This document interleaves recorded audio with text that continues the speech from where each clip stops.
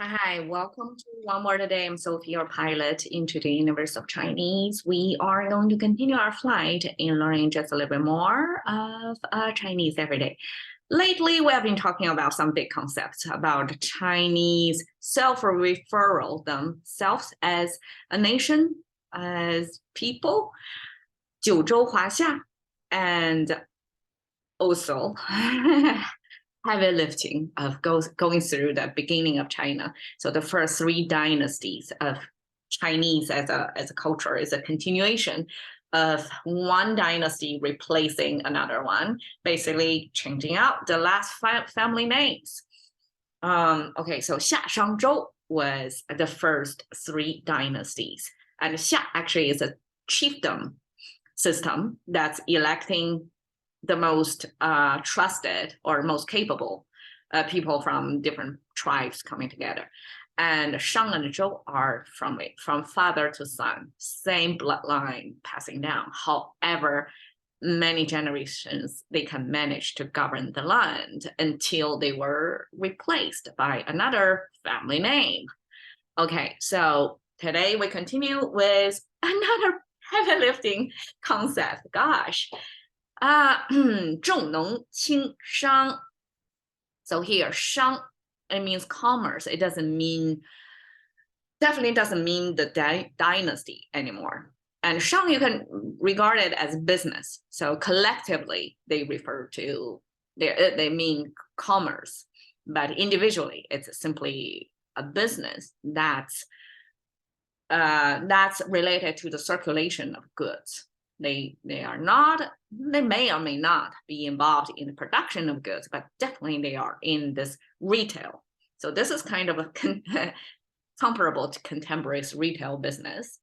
Okay, so 重农轻商. We again come up with this pairing. 农 and 商 are two different industries, agriculture and commerce. Right? And then 重 and 轻 are opponent. Antonyms, right? They are opposite meaning. One is heavy, one is light. And when Chinese use heavy and light, they mean place different weight on things. So if it's a heavy, that means they really prioritize and value something. That's 重. We have 重视, like heavily looking at something. That means we value something. And then 轻 means devalue it when it's light. So the light or the value we place on something is lightly placed. So that's devalue something. So 重农轻商 simply means the agriculture is more valued than the retail or the commerce, the circulation of goods. Okay, so 重. We have this human figure, side view, almost like hunching over, side view human figure. And then we have this 东, probably also the sound maker, but 东 sound looks like this tree. So I have this canopy of the tree and also this trunk going further down with the spacer over there. Somebody said it's a root, but I still like to read as an elevation. So there gotta be certain distance from the top of the tree, the canopy portion of the tree, and the ground, right? So there is this spacer, this like this arch thing. And then there is the sun symbol, which is kind of an oval shape with a horizontal line. That means the energy, something emitting light and heat from it. So that's a simplification of energy inside the solar over there. So when the sun is rising in the middle of the tree, so the tree is like not even to the canopy portion of the tree yet, it's still at the trunk, shining through the trunk. That's the sunrise moment. And that's that sunrise moment marked by this sun embedded in the trunk of a tree. Is Chinese way to say east, because the sun rises from the east, right? And then stacked up to this two horizontal line with one vertical line over there. And that's our soil symbol. And soil symbol comes from Okay, the top portion is the ground level. And then the bottom portion is the indicator. So it's the ground, something is growing in the ground, and at the bottom of the root, the indicator going horizontally that way to show that's where I'm talking about. That's the soil. That's where the root is rooted in. That's the soil. Okay, so we have the soil stacked upon the soil. There's many things. We have the tree trunk, canopy, the sun, and the humans stand on top of the tree. Okay, that's tree climbing human. Okay, it may or may not symbolize as if everything is in the same space, like the humans stack up on top of the tree, and then the sun is over there, and then the bottom is the soil. But in any case, visually, it looks pretty busy and things are going vertically, right? You have the soil at the bottom and then this tree and then human on top. So I interpret it as visually it representing a lot of things stacking up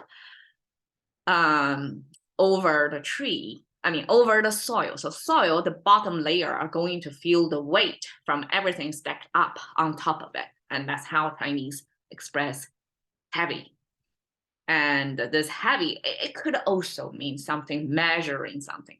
Okay, I don't want to go further into that direction, but we can just read the symbols of human, the tree canopy, the sun through the trunk, the bottom of the tree over the soil. So that's the whole, unpacked symbol of the stack up. And interestingly, like you see different characters that kind of connected together, right? This human figure, the bottom of human figure is the top of the tree, and it's going through the trunk and all the way to the root of the soil. Everything is connected, it's stacked up vertically. So that's heaviness. And eventually, as I explained before, that this is prioritize something or value something. So value something, devalue something, we use the weight, which is very appropriate, right? In today, when we say we value something, it's more, okay, the value in English is more like we price out something, we put a money sign on it. But in Chinese, we put the weight sign. If something is heavy, that means it's more valuable. Okay. And okay, let's go to qing, the opponent, the opposite of the zhong. It came from the vehicle, ancient vehicle that involves a wheel and the spokes, right? And then the axis through that with two, I read it as stoppers of the wheel. So the wheel doesn't go off the axis. So ancient times, a lot of times a single wheel vehicle that has one spoke or wheel in the middle, and then this axis and holding a structure so that a person can go on top of it. And oftentimes it's pulled by animals, donkeys, horses, or mostly donkeys and horses, I think. So they're a kind of strapping of that more powerful animal onto this single-wheeled structure, and over that is a kind of shelter. So things are movable and shielded from the sun and the elements. So that's the structure of ancient vehicle, animal power engines. Okay, and then the right side is a sound maker, but it's also, it came from this water sign below the surface. So it's kind of underground water. And I'm not exactly sure why this thing is placed over there, but this is the craftsman symbol. It's the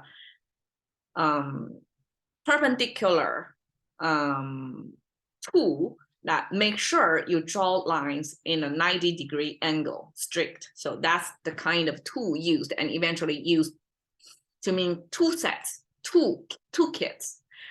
So I'm not sure if this is like a building related to civil engineering to use the underground water. But in any case, the right side is a sound maker. Combined with the car, it means a type of car. And now I'm thinking, oh, maybe that means the car is, back then, there are different, like a variety of a car, just like at the beginning of an automobile, right? There are a variety of constructions of a vehicle, and eventually things converge, kind of looking similar now from different brands, and probably that's the different companies come to the same conclusion of how the vehicles were constructed to go most energy efficient. And back then, this is one type of the vehicle that's light. So from that vehicle light, it was eventually used to mean light in general, any stuff kind of light, but it originated from the vehicle light. And I just want to say over here, this almost looked like the track of the tire. Okay, that's a side note. Okay, 农 and 商, we talked about 商 quite lengthily yesterday.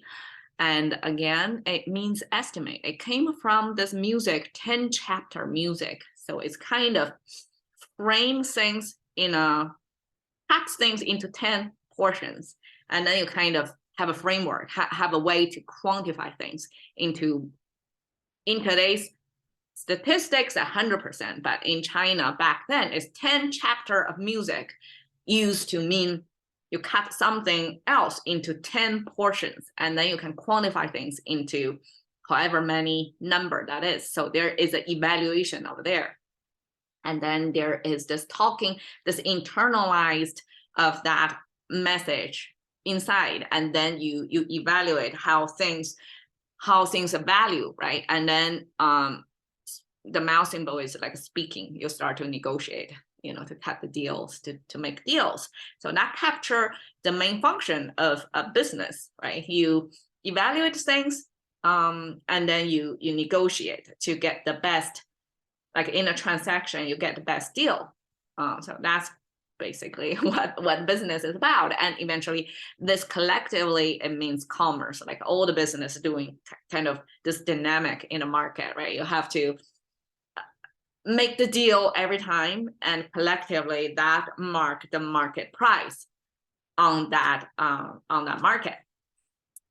Okay, 农 is the opposite of that. Not exactly opposite, but a different sector of economy back then, which is agriculture. And the Chinese as a agrarian society, everything, the origin of China based on this riverbed of rich soil in good climate and temperature that starts this farming society that kind of settles more and more people and have a bigger population. Eventually civilization built on top of that, right? So that's how all the civilizations, at least the farming based civilizations, start of this aggregation of people, this growing of population.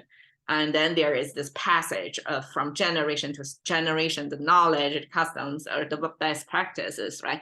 And agriculture is still like the foundation of everything else, like how people are, survive in the wilderness because people master the art of growing crops. So this is the major production sector back then.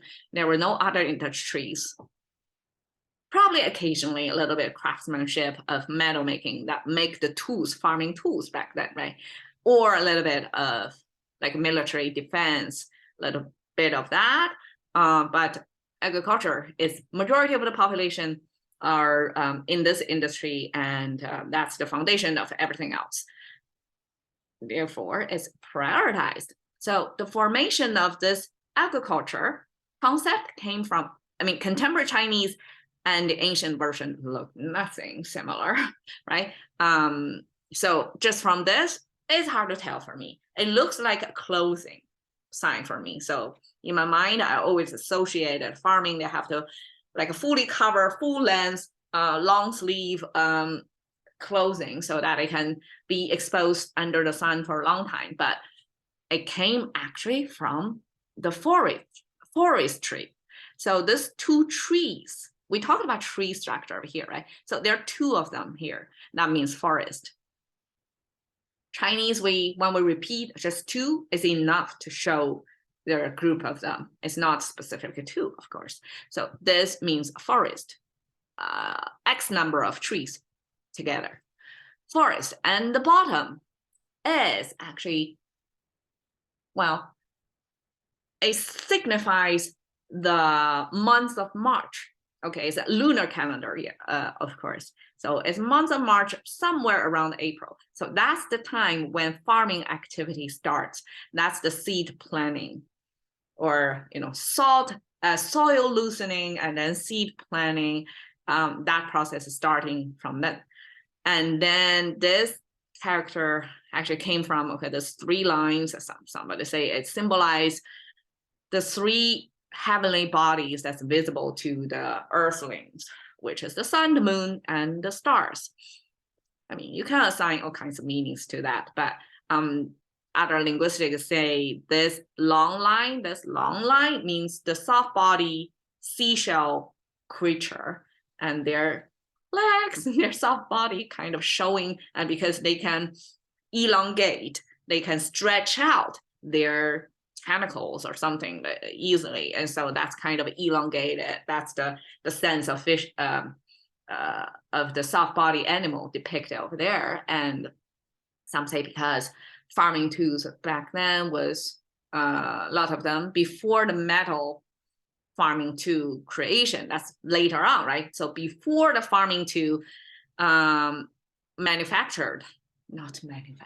craftsman back then, right? It was handmade. Before that, it's seashells. It's whatever nature's supply that you can get from the soft body, the seashell. You get it of the animal living in there, and then you have to use the shell to toil through the soil. That's how the beginning of farming tool, and use that as a symbol to farm. So farm, why forest? Because before you can do farming, you have to start from forest. Forest is the natural earth state of being in that weather condition, right? It's going out to nature. That's how nature looks. That's forest. And then for people to grow farms, they have to clear the forest out of a piece of flat land that without trees to interrupt the sunlight and water, all that for their crops. So a farmland, farming activity, somewhat have to be next to the forest, to the very edge of the forest, and then that's the land where you're supposed to farm. So in any case, it kind of signifies the location of farming, and here is the timing of the farming, which is the lunar calendar March, which roughly equivalent to April. So that's the farming season starts. And use that location and the timing, both of them signify, okay, this is agriculture we're talking about. So overall, it's ag-centric. I translate it as ag-centric. I translate it as short as possible. That's the value of this Chinese culture placed on farming over transaction, over circulation of goods. So 重农轻商, I asked ChatGPT to give me a definition. Of course, I searched it somewhere and give us a pretty good, emphasize agriculture and lighten commerce. Okay, this translation is a little bit stiff. But you can see this lighten, this qing, this devalue, like not emphasize, like de-emphasize, right? Devalue. So throughout the dynasties in China, like the whole different last names, right? That farming was regarded as the foundation of the economy, as the ruling. The businessman, which involves in the transaction, involves in moving goods from one location to another and make the difference in between, they are not contributing as farmers because they do not produce, but they circulate goods. and cut deals, right? And they, in a certain way, it can be a faster way to accumulate wealth because you're not bound to the land and to the limited production of whatever, however big piece of land you can operate on. But by being a businessman doing this circulation of goods, you have potentially you can scale up a lot more. So that's, well, the beginning of the capitalism back in China was said to be almost 1,500 years ago from now. So that's not yet there, but you can see the beginning of capitalism definitely related to the transaction of goods, not as much as agriculture or the production of goods. So this capitalism is, potentially pose a threat to the ruling party as they have more economic power, right? It can then influence who gets to sit on the throne. So there's a throne passing just because of the family name, and probably within a family, like different sons, and they have a bloody, transitioning of going after that one throne, but that still keep based on the bloodline instead of ability, right? That way of governing definitely would see business as a threat, potential threat. So I guess that's also why it was regarded as, well, the backbone was regarded as agriculture, yes, but commerce probably not a secondary at all. China has a society, stratification, shun the business person who have to travel, bring goods from location to different location. They have too many attributes on them that's out of control of the government. Government back then liked to have people bind to their ground, and their input output are, limited. You cannot scale up.